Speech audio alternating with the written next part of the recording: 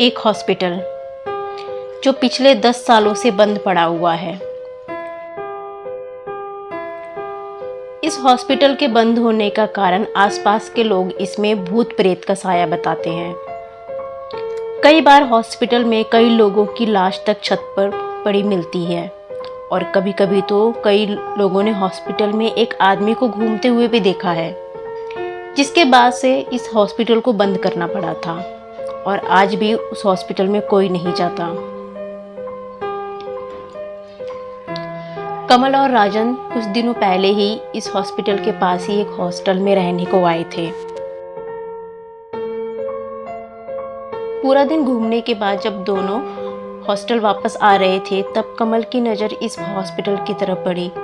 फिर उसने राजन को हॉस्पिटल दिखाते हुए कहा, अरे भाई, ये हॉस्पिटल बंद क्यों पड़ा है? ऐसा लग रहा है जैसे कई सालों से ये बंद ही पड़ा हुआ है। कमल की बात सुनकर राजन बोलता है, मुझे क्या पता, मैं भी तो तेरे साथ यहाँ पहली बार ही आया हूँ।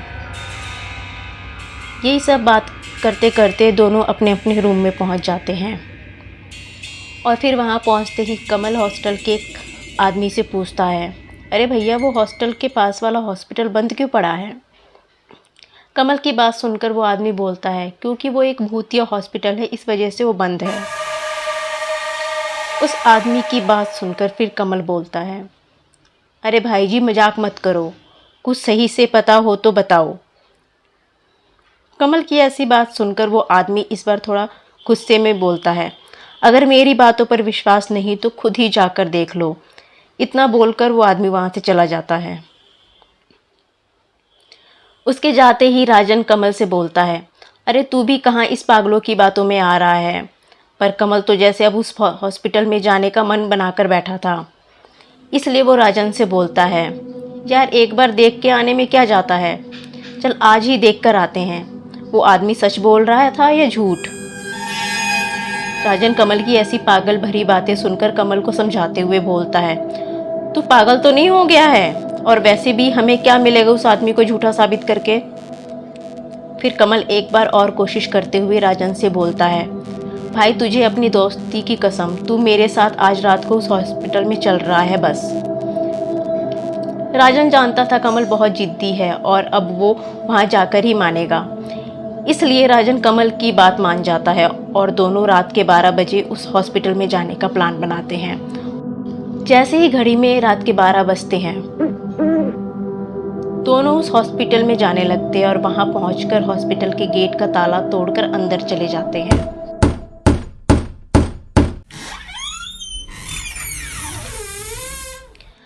अंदर जाने के बाद दोनों एक एक करके हॉस्पिटल में हर जगह देखने लगते हैं कि कुछ तो भूतिया हो, पर उन्हें सिवाय धूल के वहां कुछ नहीं दिखता। अभी राजन कमल से बोलता है, भाई मुझे तो इस हॉस्पिटल में कुछ भी भूतिया जैसा नहीं दिख रहा है। कमल के पास उसकी बातों का कुछ जवाब नहीं था, इसलिए वो भी बोलता है, चल यार, मुझे भी लगता है यहाँ ऐसा कुछ नहीं है। इतना बोलकर दोनों बाहर जाने लगते हैं। तभी उनके पीछे से किसी की आवाज आती है, कौन हो तुम लोग? आवाज सुनकर जैसे ही कमल और राजन अपने पीछे को मुड़े तो उनके होश उड़ गए और उनकी रगों में बहता खून जैसे जम सा गया, क्योंकि उन दोनों ने देखा उनके सामने एक बड़ा ही भयानक सा आदमी खड़ा था और उस आदमी का सर कटा हुआ था और उसने अपने सर को हाथों में पकड़ रखा था। उस आदमी को देखकर कमल डरते डरते हुए बोलता है, कौन हो तुम? कमल के इतना बोलते ही वो आदमी पहले तो जो सर उसने अपने हाथों में पकड़ रखा था उसे अपने गर्दन पर रखा और अपनी भयानक आवाज में कहा, मैं डॉक्टर सागर हूँ और तुम मेरे पेशेंट हो। इतना बोलकर वो कमल और राजन के हाथ पकड़ लेता है और घसीटता हुआ अपने साथ ले जाने लगता है।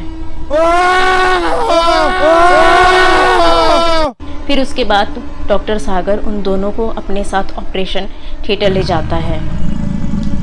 पहले तो वो राजन को एक कुर्सी में बांध देता है। उसके बाद कमल को ऑपरेशन थिएटर के बेड पर लिटा देता है और कैंची से उसका पैर काटने लगता है।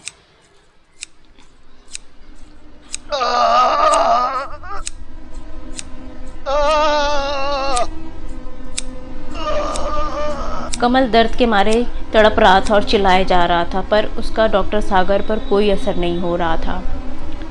तभी राजन के हाथों में बंधी रस्सियां अपने आप खुल जाती हैं और राजन जिस कुर्सी से बंधा था उसको उठाकर डॉक्टर सागर के सर में मार देता है। कुर्सी डॉक्टर सागर के सर पर लगती है और उसका सर नीचे गिर जाता है। राजन थोड़ा भी खुश हो पाता उससे पहले ही डॉक्टर सागर का सर अपने आप उड़ता हुआ डॉक्टर सागर की गर्दन में लग जाता है। राजन बस खड़ा खड़ा यह सब देख रहा था, वो बेचारा कर भी क्या सकता था। और कमल को तो दर्द के मारे कोई होश ही नहीं था, क्योंकि उस बेचारे के दोनों पैर कट चुके थे। तभी डॉक्टर सागर राजन की तरफ मुड़ता है और बोलता है, अच्छा तुम्हारे दिमाग का ऑपरेशन करना है। इतना ही बोलकर डॉक्टर सागर ने राजन को पकड़ लिया और घसीटते हुए उसे कमल के बगल में लिटा दिया। राजन और कमल की चीखें पूरे हॉस्पिटल में सुनने वाला कोई नहीं था। अगले दिन जब वहां के पास के लोगों ने हॉस्पिटल का गेट खुला देखा तो लोगों ने सोचा कि हॉस्पिटल में चोरी हुई होगी, लेकिन वहां के लोगों ने पुलिस को बुला लिया।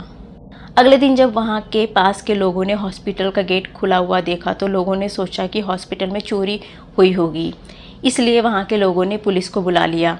और पुलिस ने जब अंदर जाकर देखा तो उन लोगों की आंखें फटी की फटी रह गई। उन्होंने देखा कि राजन और कमल की कटी पीटी लाश हॉस्पिटल में थी और कमल की लाश के तो दोनों पैर कटे हुए थे और राजन का सर ऊपर से कटा हुआ था। उन दोनों की मौत बहुत ही दर्दनाक तरीके से हुई थी। दरअसल बहुत सालों पहले इस हॉस्पिटल में डॉक्टर सागर रहा करते थे। में एक सीनियर डॉक्टर थे। हॉस्पिटल में बहुत से लोग डॉक्टर सागर से नफरत करते थे। एक दिन जब डॉक्टर सागर हॉस्पिटल की छत पर टहल रहे थे तो कुछ लोगों ने डॉक्टर सागर को मारकर पानी की टंकी में डाल दिया था और उनकी मौत के कुछ दिनों बाद से ही इस हॉस्पिटल में अजीब गरीब तरीकों से लोगों की मौत होने लगी थी।